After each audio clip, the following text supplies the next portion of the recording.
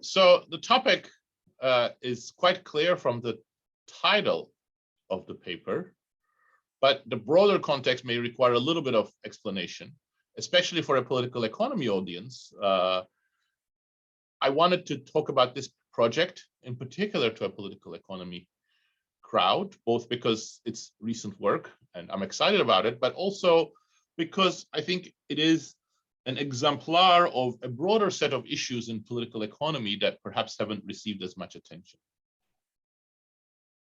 Much of the political economy literature focuses on two sets of questions.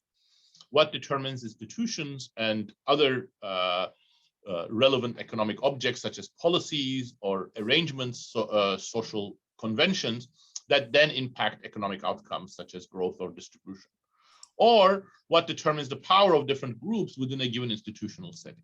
And both of those are, of course, relevant for a huge number of issues. But let me take a specific issue that's relevant for today: changes in the distribution of income in advanced economies. There has been a tremendous increase in inequality in a number of advanced economies.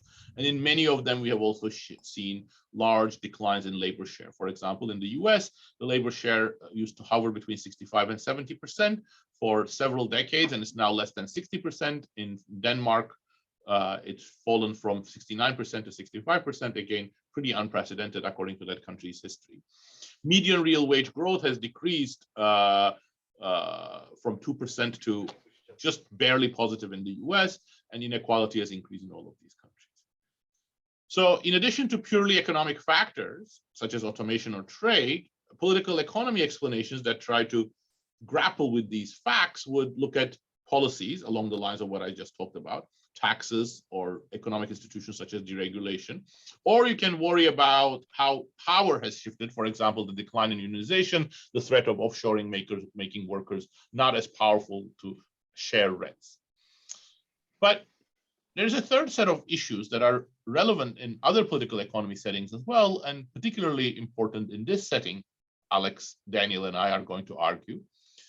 The vision or the values of powerful actors may have a direct effect on various outcomes that are central to this political economy debate. For example, imagine that rent sharing is indeed important, as we are going to find and as many people would expect.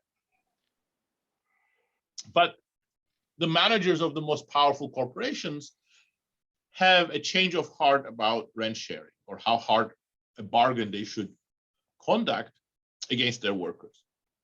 Or the broader society might change its views about what's the acceptable level of inequality, say, between managers and workers. How do we think about these issues and how they fit into political economy? So today, I'm going to try to answer first whether they are indeed important, and then I'll come back to the broader discussion at the end. So within the context of this broad framing, I'm going to argue business schools play a particularly important role. They are, in some sense, a bellwether of the general ideological shifts that have impacted managers, partly because many managers go to business schools, and secondly, because business schools are the nexus where many of the important ideas get articulated and propagated. Even if you're not a business school manager, you might be interacting with, management consulting companies, but management consulting companies themselves, get many of their ideas from business schools, for instance. And concurrently, business education has become much more important over time. For example, in the US, the fraction of public companies run by CEOs that have a business degree has increased from 26% to over 43%. And there are even sharper increases starting from a much lower base, albeit in Denmark. During this period, from the 1980s onwards, business schools have also been swept by a number of important theories that guide the general outlook of business, the general outlook of managers, and in particular, managers with business education, whom we're going to refer to as business managers for short. One is emphasis on shareholder value maximization, following Milton Friedman's famous New York Times essay arguing that what managers should do, both from a practical and ethical point of view, was to look after the interests of their shareholders, and then the rest would be done by the invisible hand, was a very important watershed moment for many people's thinking, because it crystallized a number of trends and furthered them, but where the importance of this phenomenon can be seen more clearly than in business schools, where many of the established courses essentially went in the way of endorsing a version of shareholder value maximization. Also in the 1980s, ideas about creating lean corporation, or what came to be called by two MIT professors, re-engineering the corporation, started gaining ground. And essentially these encouraged making corporations leaner by cutting unnecessary costs and controlling the growth of labor costs. So in the context of this broader framing that I gave, therefore, I want to ask, together with Alex and Daniel, whether these ideas popularized by business schools have a meaningful impact on the labor share and inequality and wages. So we're going to see this, I'm seeing it today, especially as a case study of this changes in ideas and visions on inequality, one of the very important distributional aspects. So what we do more specifically, that we use very detailed matched employer-employee data from the US and Denmark, together with information on CEOs' education, to estimate the causal effect of having a top manager or a CEO with a business school education. We then explore the mechanism via which this happens. And then we also attempt to distinguish whether this is a selection of individuals with different outlooks and interests into business schools or business education versus the causal effect of business education, in the sense that these are the values that otherwise comparable individuals that do or do not go to business education, to business schools, acquire and then apply in the course of their management career.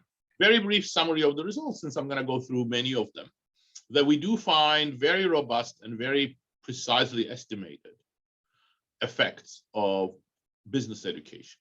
When it comes to things about productivity, sales, employment, investment, exports, labor productivity, we do not find any positive effects of business managers. So business schools, I'm sure they have some important value added, but they're not there to be detected by us. Both in Denmark and the US, however, the appointment of a business manager is associated with a significant decline in average wages and the labor share.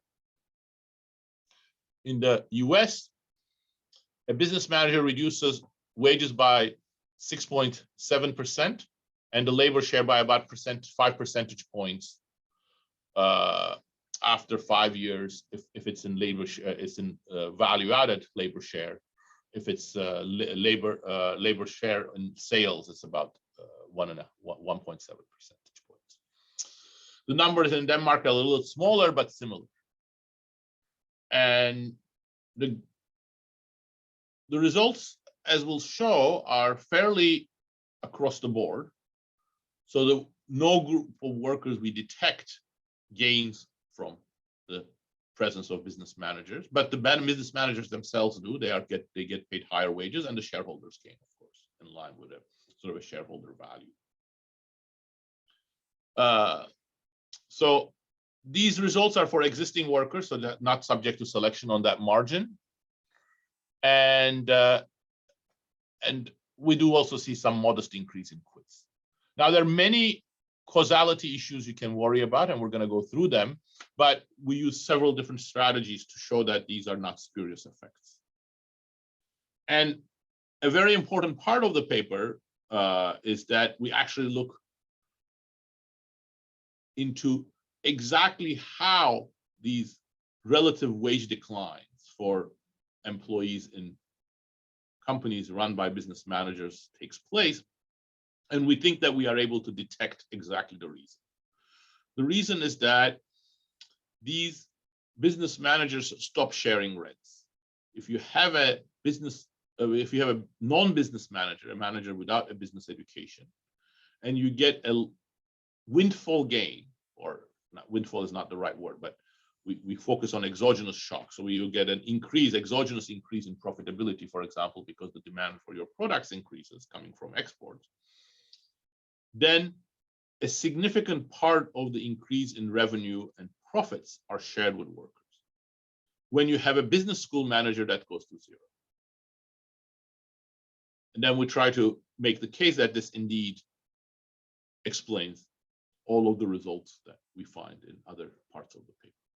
All of this does not answer the question that might still be at the back of some people's mind, but perhaps this could be some people who are not willing to share rents ex ante from the day they were born or from the day they went to high school, and they just get attracted to business school for other reasons. So to try to deal with that, we develop a different IV strategy, and let me not go into the details of that since I'm going to spend some time on it at the end. And when using that, we argue that the bulk of the results are actually causal effects of business schools. All right, plan of the rest of the talk. I'm skipping related literature. There are many literatures on which we're building in finance, including on CEO effects, and manager styles, etc., and of course in labor economics on determinants of labor share inequality, and in political economy on bargaining power and such things. But I'm going to skip those and jump right into data, which is going to be brief to preserve time, empirical strategies, and where they could go wrong, and then I will explain how we try to overcome them.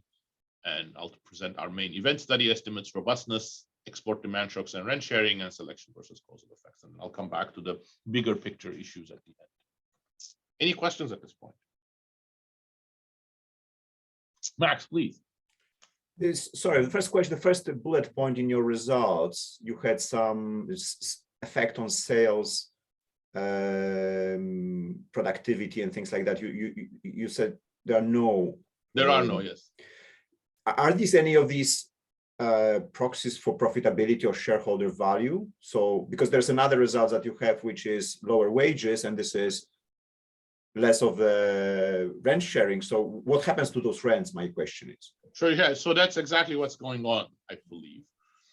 That these firms are not investing, they're not employing more, they're not, or less, they're not selling more. So the total revenue remains the same, but they pay lower wages, and that's why shareholder values, both return on assets and stock market values, goes up. Stock market values we do only in the US because of the number of companies needed that are publicly listed, but the return of assets goes up both in Denmark and the US.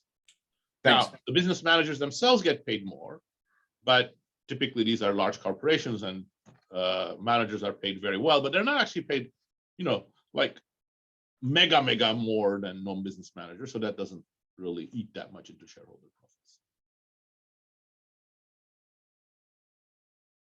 Any other questions?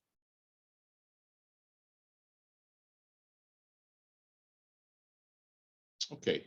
All right. So let me talk about the data briefly. So we use matched employer-employee data from the US and Denmark. Both of those are high quality data that have been used by many other researchers. Alex certainly has used the Danish data, and Daniel and Alex, and also some of the US data. And in the US, it's the LEHD data, Longitudinal Employer Household Dynamics Program, which matches employees together with employers. And it doesn't cover the entire US population, but more than half of it for 22 states and DC. And in both cases, we use a variety of different data sources. For example, in the US Boardex data, in order to match CEOs together with their CVs or biographical information, which includes information on where they got their degree. In Denmark, that's going to be a sort of a different source, which actually gives us information about their undergraduate, and that's relevant because there is a little bit more undergraduate business degree in Denmark as well, and that's something we use. So this is the share of managers with business degrees in the US, and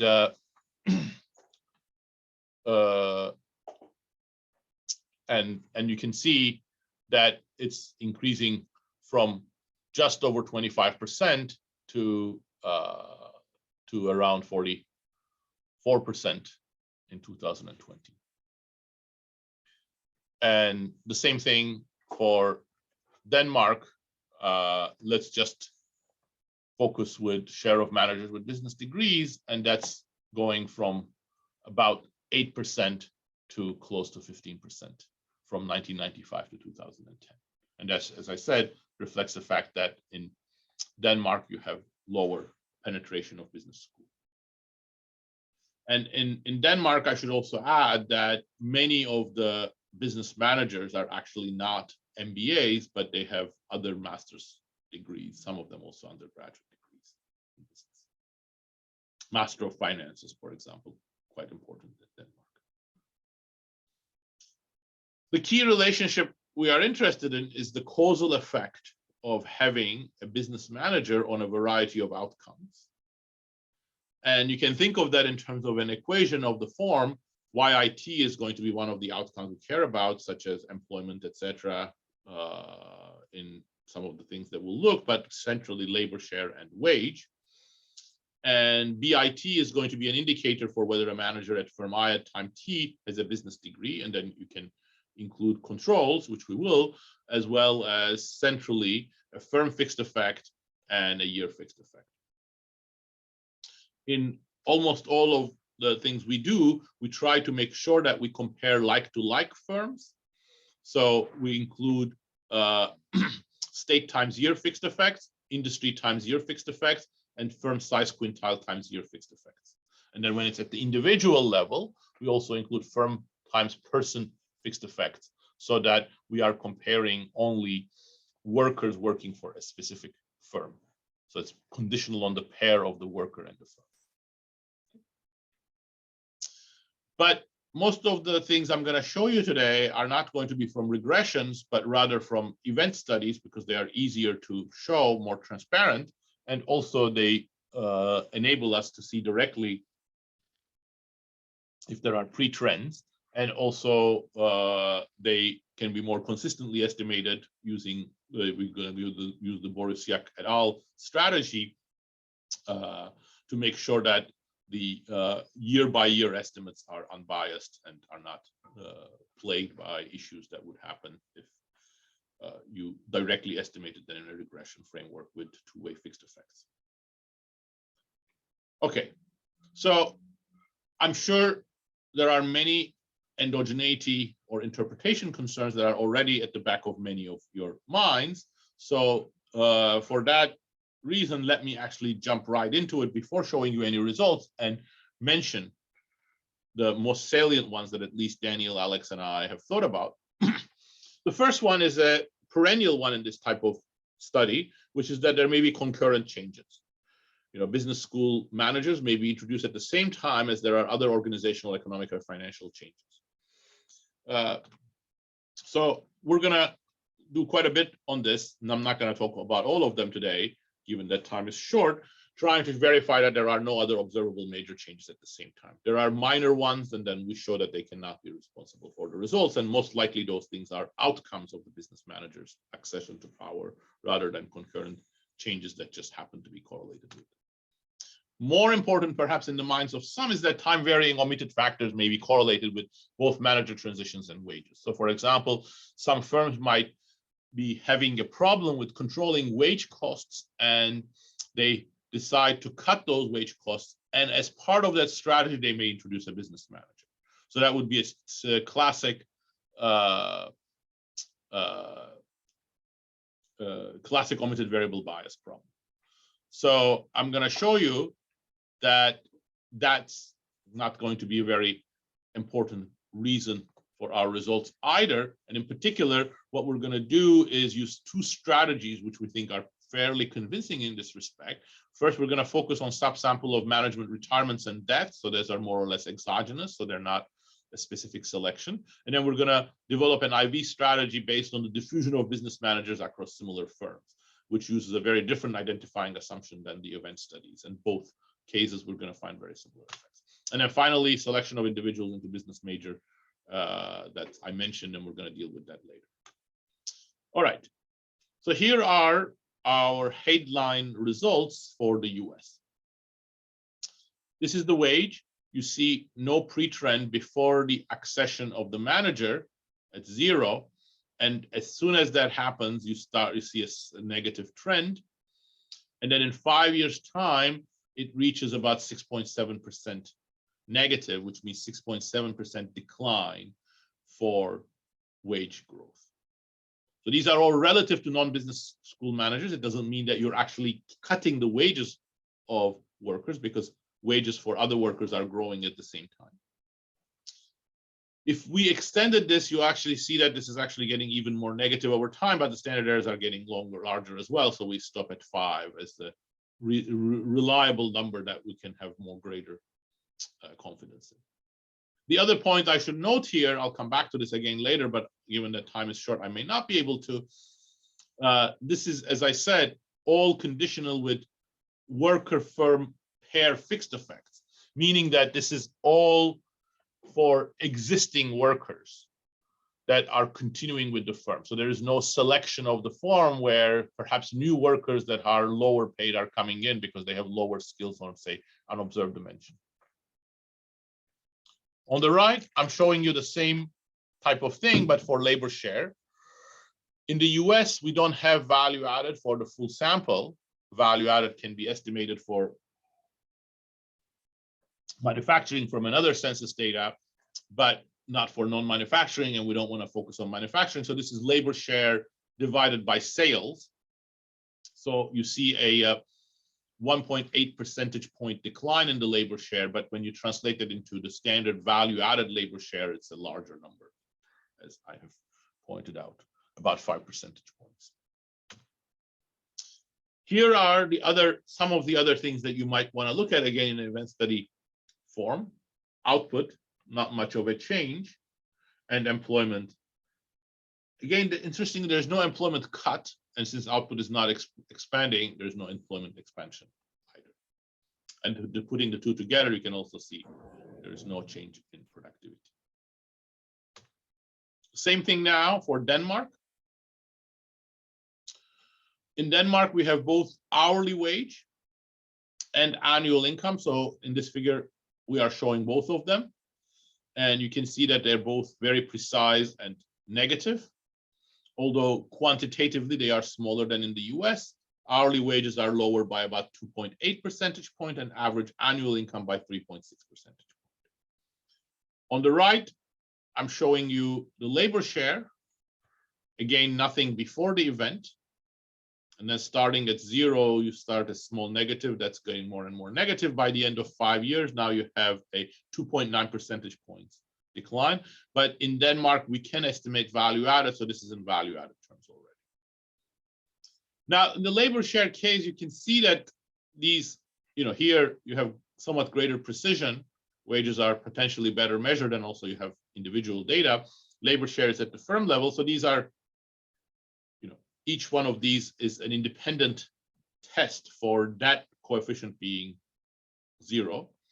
So they are somewhat less precise, but in regression framework, if you impose a common coefficient, they are very precisely estimated, and those are in the paper, and I'm not going to show them. And then similarly, if you look at employment or sales in Denmark, you have precise zeros.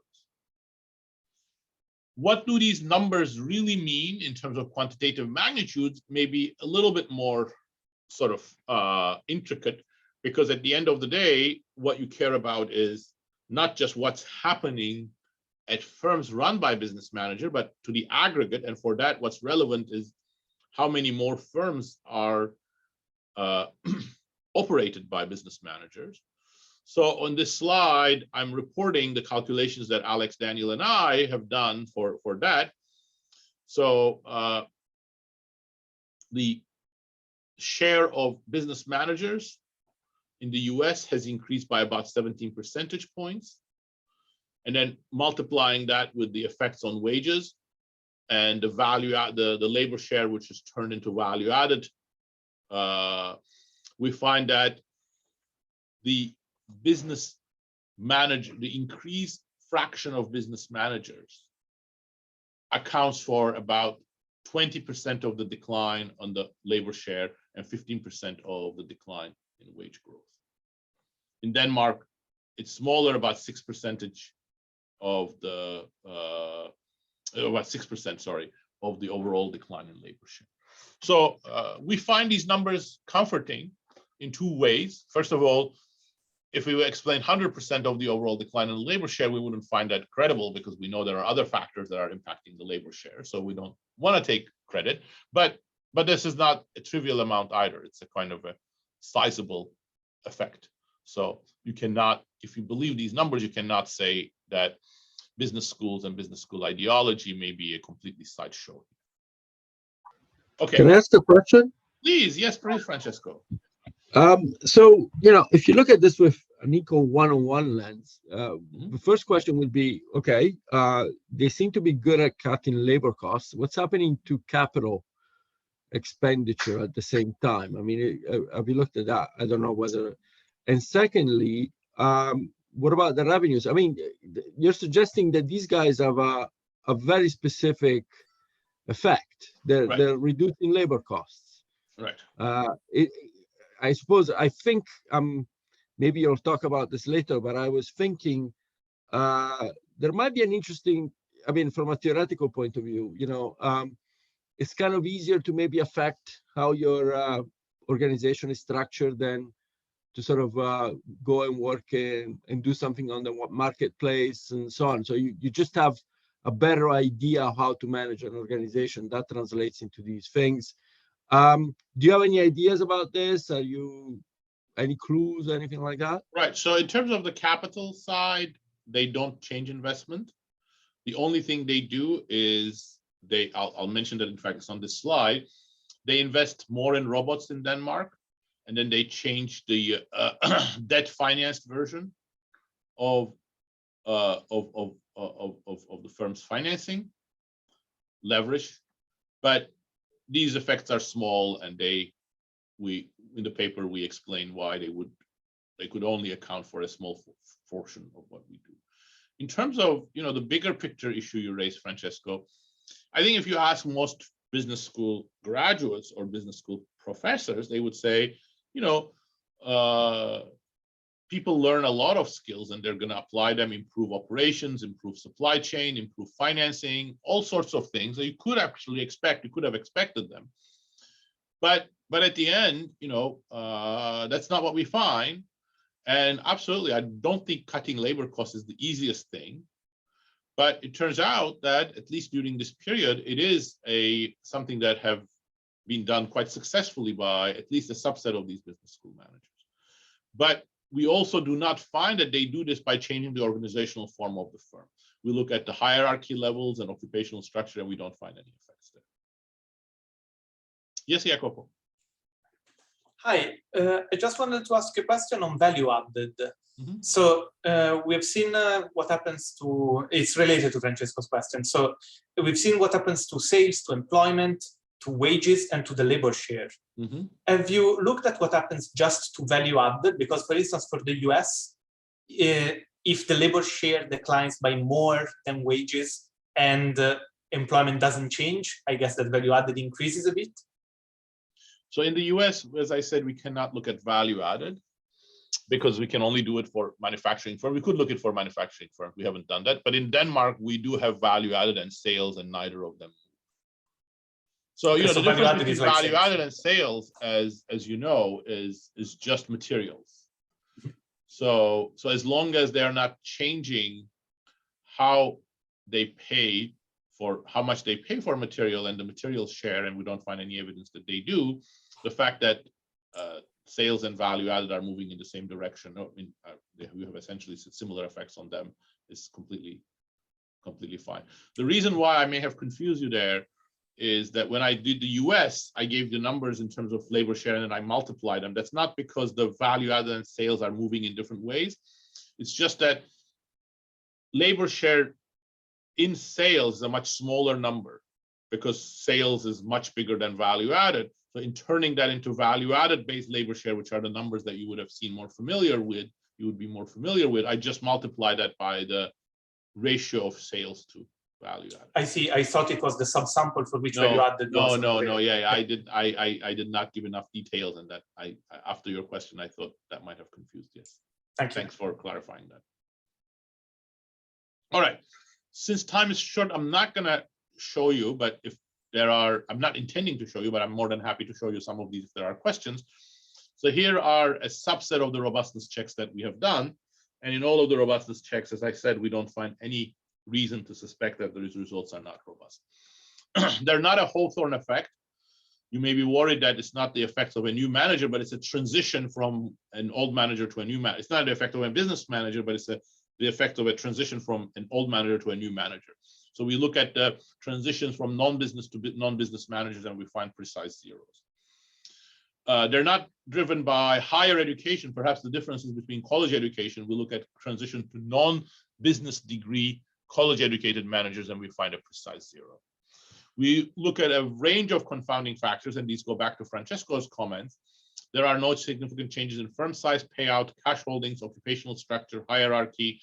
There is some increase in leverage, as I said, and a robot purchase, but these are too small to explain the results. And they are not driven by the selection of business managers that are somehow replacing old managers that weren't doing a good job. So to do that, one strategy is we look at the sample of managers that are replaced because they either die or they retire, where with retirement we define any movement of managers above the age of 62. And when you do that, which we can do in Denmark, you see that the results are essentially identical to what the ones that I showed you before. These would be very difficult to distinguish by ocular methods from the two event study graphs that I showed you a second ago, even though they're a smaller sample, of course. But this may not be completely convincing for the endogeneity concerns. So as an alternative, we developed a strategy for directly focusing on exogenous moves. To do this, we follow an idea that I had used in my work with Suresh Naidu, Pasquale Restrepo, and Jim Robinson in a very different context for democracy, so a more political economy or equally political economy context. So in that case, to look at exogenous changes in the democracy of a country, we look at the diffusion of democracy across countries that shared a particular political culture or ideas, and those we defined as a region. And we looked at the first transition to democracy in a region, and then followed the rest of the countries as the democracy within the region diffused. So we're going to do the same thing. We're going to do this. We're going to define the set of similar firms as those in the same region, industry, and size cell. And we condition on cells that do not currently have or do not have at the beginning of the sample a business manager. And then we look at the first firm that introduces a business manager in that cell, and then we pursue or we follow the rest of the cell as business manager diffuses throughout the cell. That diffusion is rather important. So here is the first stage. So this is comparable cells. They start with positive because I am not conditioning on those that do not have a business manager. And the blue here, which is the treatment group, starts at 0 because by construction, those are cells that don't have a business manager at the beginning of the sample. The 0 is the year in which a first firm goes into hiring a business manager. And you see that very quickly they converge to the rest of the firm. So that's the fast diffusion of business management practices in these cells. So this is the IV. Let me not get into the details of, okay. Oh, no, I should have done back, right? Exactly how we do this, you know, it's not rocket science, of course. We construct the jackknife, the average of business managers, and use that as an instrument. But let me comment on why this is an attractive IV. Well, first of all, I think the exclusion restriction here is not a crazy one. But even if you don't completely buy the exclusion restriction, it is a very complementary one to the event study. So the event study exclusion restriction is completely at the firm level. So I am comparing Andreas and Francesco, two firms, and one of them continues with the non-business school manager, and the other one at some point switches to a business school manager. So they were two comparable firms, and then I'm doing the event study by comparing these two. In the IV, I'm no longer using any of that sort of variation. If Francesco and Andreas are in the same cell, which would have been the best definition of similar, I'm no longer going to use that source of variation. So I'm going to compare their cell, which is now in the diffusion phase, to Valeria's cell, which already had a business school manager. So there's no longer any of the firm level variation that we're exploiting. It's all the cell level variation. So it's very complementary, very different source of variation to the event study one. I think there's a question on this. That, okay, I missed could that. be. No, it's fine. It's in the chat, but I think it relates a little bit to the explanations that you were given. Please. So it's Kazal who's asking, when making comparisons before and after the appointment of new business managers, did you only focus on non-business to business or business, or do you also consider business to business transitions? And in particular, he's interested in people who received a business education a long time ago versus a more recent one, perhaps, you know, capturing ideological changes there. Great question. So two things. One is that we've looked at young versus old business managers, and we don't find any differences there. And we also looked at reversals from business managers to non-business managers, and we also don't find anything there, which suggests that once these practices are established, even when the business manager leaves, you don't get a reversal. But you've also suggested something else there, which is an interesting one we can investigate, which is look at heterogeneity by year of business school degree, and we could do that. We haven't done that. So there's a third reason why we like this IV, and that, let me tell you in a second. So here are the IV estimates. The three columns here are different in terms of how many lags of the dependent variable and value added in some of the average wage and labor share regressions they control for: 1 lag, 2 lags, 3 lags. No effect on value added again, or no effect on revenue for US. Actually, this is mixed up, sorry. This should be revenue, this should be value added. We have value added in Denmark and revenue in the US, or sales in the US. And we find the numbers are correct, it's just the labels are incorrect. The average wage declines by these 10% type numbers in the US, and about 4 to 4.5% in the US, and similar in the labor share. These numbers are about 40 to 50% larger than the event studies.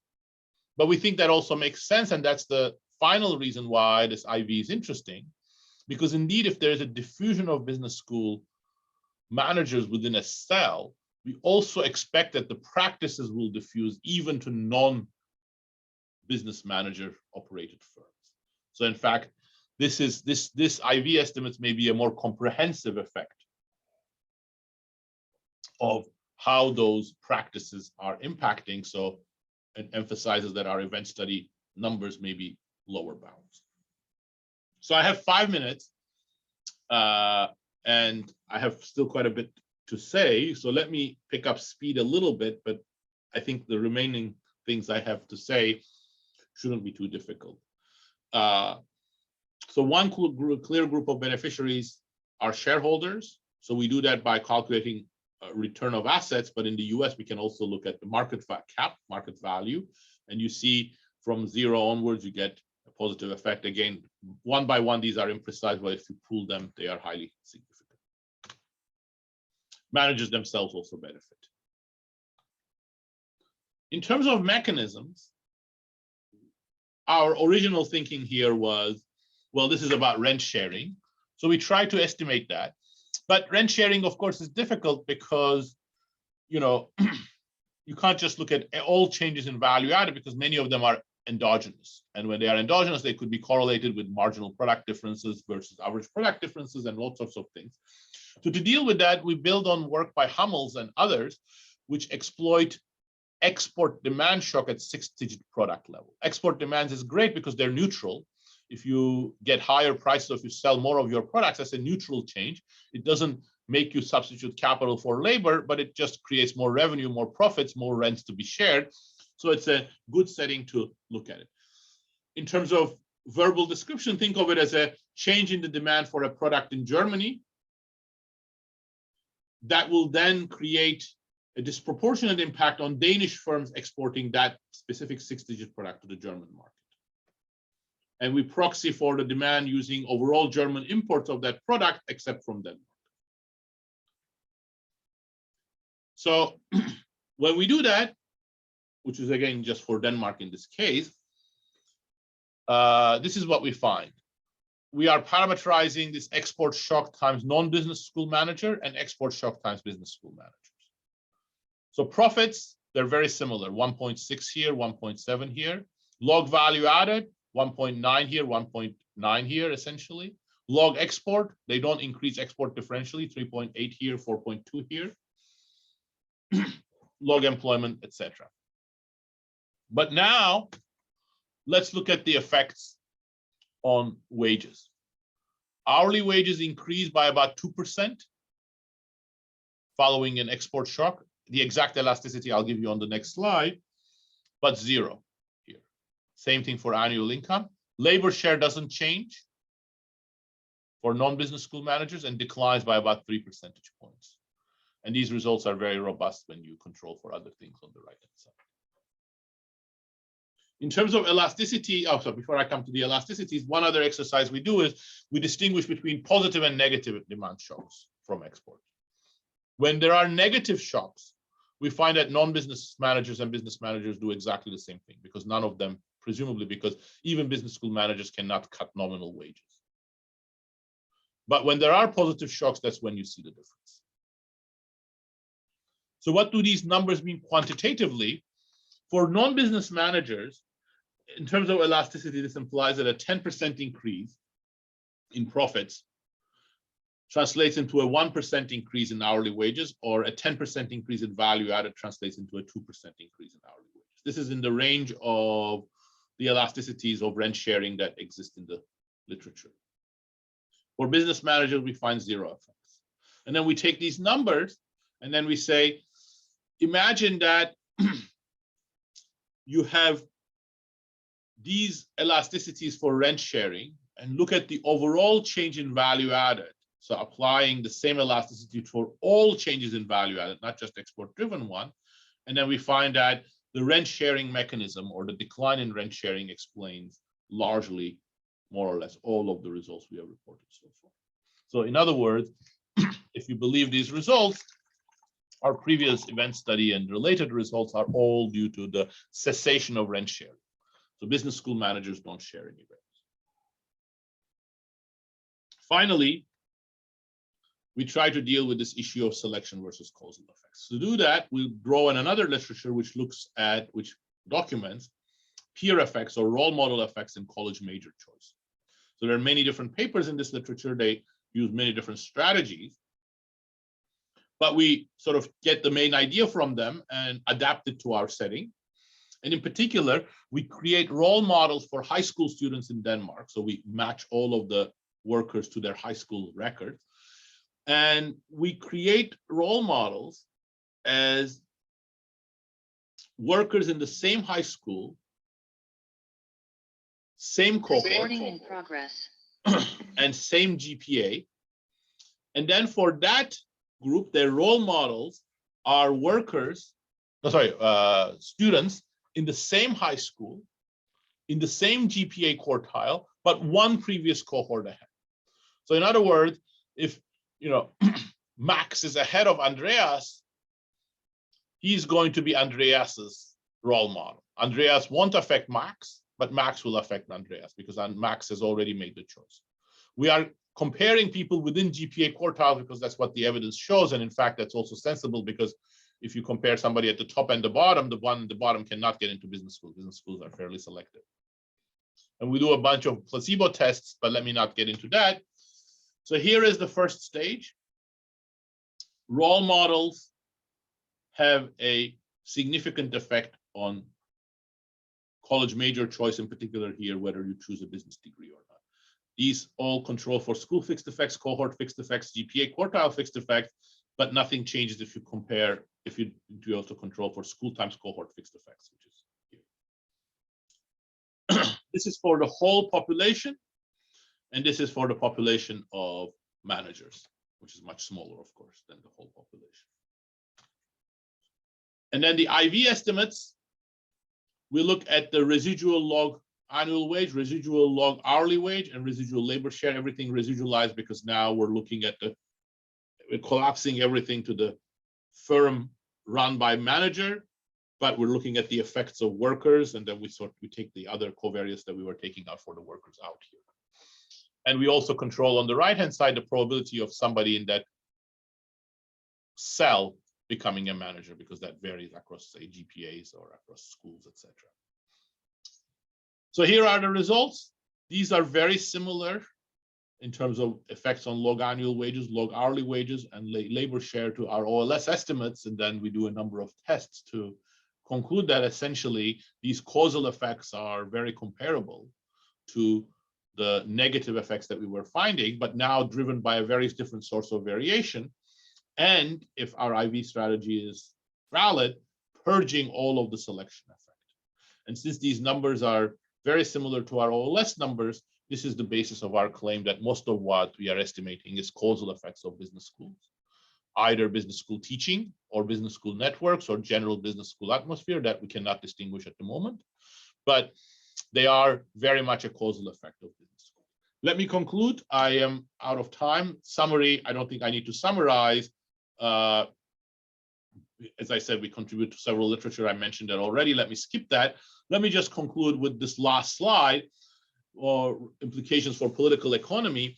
I think changes in priorities, values, and beliefs of powerful actors could be potentially important for many of the transformations we are undergoing in the modern economies, both in the developed and developing countries, and they have received relatively little attention. There's a recently burgeoning literature on culture and things like that, but they are looking at national cultures. But perhaps what's really important is how powerful individuals change their ideology or their norms or what they find is acceptable.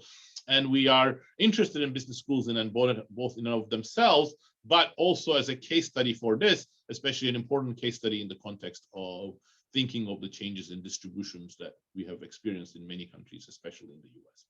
So let me stop here, and I look forward to comments and questions. Yes, please. There's already one question I can see. Yeah, hi. Can you hear me?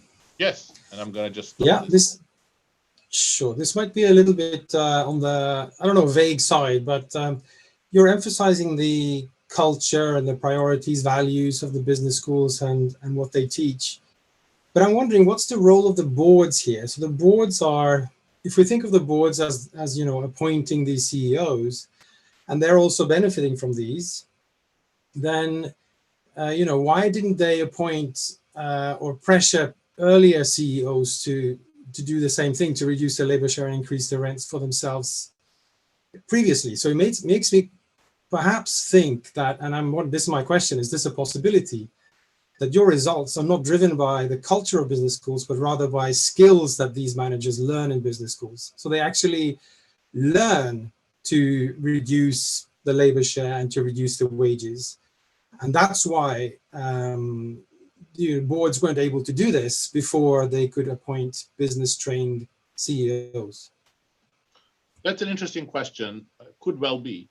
Could well be perhaps, you know, so let me give you one example which says that that boundary may be blurred. For example, what business schools teach you is to have a steel nerve when dealing with people who say, look, you know, it's unfair that you're paying yourself $100 million while not giving us a raise. But, you know, business schools have taught you to have a steel nerve and then appeal to the right management consulting justification for doing that. Well, is that a skill or is it a change in values? I would say both of them. So the reason why we emphasize the value aspect is because on other dimensions, we're not seeing the skills being so important, like employment, investment, exports, etc. But of course, you may be right.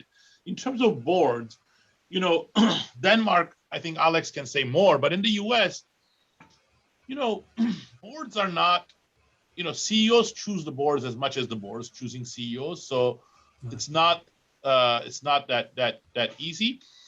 But there might be another element which I think is also implicit in your question, which is that, well, perhaps before the 1980s, and this relates to the earlier question that I received as well, perhaps before the 1980s, even the MBAs would not have done this. So it might be a difference between, you know, recently minted MBAs and older minted MBAs. We should look more into that. That's a good issue. Thanks. Max?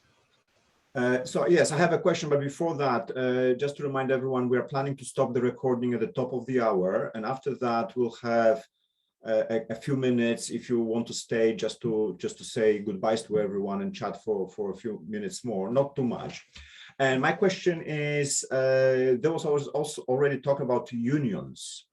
So is there any you know, data like on industrial action or things like that, or more broadly the role of the workers, what they can do? If this is just purely a rent shifting exercise, the natural question is what the other side can do to pad against that problem. Great question, Max, and I should have mentioned that. So in Denmark, we do have detailed information on unionization, and we look at the results separately for union and non-union firms. We find very similar results, and we do that both for the main event studies and for the export-induced rent sharing.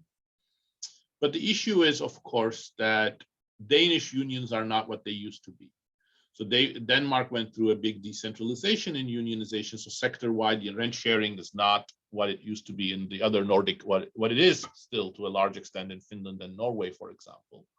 And so an interesting thing would be to do this in Norway and then Finland.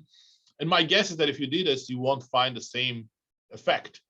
With decentralized wage bargaining, I think, you know, given that these are not wage cuts, at least in Denmark, we find no effects on the wage cuts. It's just about how much of a wage raise you're going to give. And I think with decentralized wage bargaining, there is quite a bit of leeway that managers have, at least what we're finding. You know, ex ante, I'm speaking here for myself. Alex might have a different priors, and he knows Denmark better than I do. But ex ante, I would have expected to find heterogeneous effects by union versus non-union firms, and we do not. Valeria? Yes, I was wondering if it was possible for you to look at the effect of big consultancy companies. Yes. So this has been in the spotlight in the media quite a while, you know, as actors of the diffusion of this ideology, and they're typical recruiters right after business school degrees. Yeah, we would love to do that. We would love to do that. That's one of the things we say in the conclusion. Unfortunately, that's much harder because we don't have that data. So whether a company goes and consults, management consulting is, of course, more endogenous in some sense, even more so. But also it's like, there's no, to the best of my knowledge, there is no centralized data set, but I think that would be a great thing to do. And we suspect it's important. But do you have information on the prior experience of these business managers? So whether some of them worked for these consultancies before getting employed? We may be able to get that information. My guess is that most of them wouldn't, because, you know, most of the companies are not huge. So, you know, but we can check that. I don't know whether we could get that information. Thanks. And I think the order of the question following is Francesco and Jitong. Yeah, I was wondering, I mean, some companies have schemes by which workers are remunerated based on a share of profits. And I was wondering if anything can be said about that. Do you have a sense for what that would do? Or? Yeah, my understanding is that that's not very, very common. Okay. But we can try to see more whether there's, United Airlines has a little bit of that, but still there's quite a bit of non-profit sharing pay, even in United, and to the best of my understanding. But in the US, only a small fraction of firms have explicit profit sharing arrangements.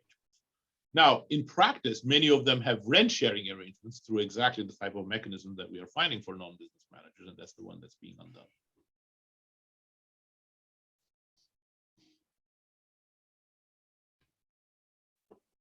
Okay. Is it my turn? Yes, please. Yes, Daron, my question is, because you mentioned about the ideological change, so there are other things going on. For example, there in the law schools, they teach them, okay, so there's weakening antitrust, okay, merger control, and also in regulation, that's deregulation. So I wonder whether business school is just a diffusion of passing the message. So, for example, the workers now overall is vulnerable, more vulnerable. So how to deal with them? So there are managers sort of successfully taken advantage of the workers. Then that practice is just passed on to other managers educated by business schools. So more importantly, still what they do, and also the bigger environment. And then the business school education is just for diffusion. I think that diffusion, if I'm understanding it right, we're finding some of that. That's part of the reason why the IB is larger than the OLS, is my interpretation. And also we find that once the business school manager is there, the practice of less rent sharing remains even when he or she quits. Now, there is, as Valeria noted, many other dimensions of very market-friendly ideologies, like in management consulting, and also the law and economics tradition in the US, much less true in Denmark, by the way. I think for that, the business schools are very similar in Denmark, but I think like antitrust would be very different in Denmark, is my understanding. But that shouldn't, directly impact, I think, what we are finding, because again, remember, if there was a consistent bias towards, say, greater mergers by business school managers now taking advantage of new land economics traditions, you would find bigger increases in value added or other dimensions, which we do not. The biggest nexus of difference between business school and non-business school managers we're finding is in this wage setting type things. Just related to that, anything to do with this so-called superstar firm phenomenon? So do the hiring of business managers happen to be with superstar firms more often than others? So we don't find any differences by firm size. The effects are similar by firm size. Okay, thanks. Great. Let me take this chance to sort of like say thank you again to Daron for the wonderful presentation. I think we are at the top of the hour. We actually passed it a bit. So a round of virtual applause. And yeah, thanks again. I guess Valeria could now turn off the recording, and who would like to sort of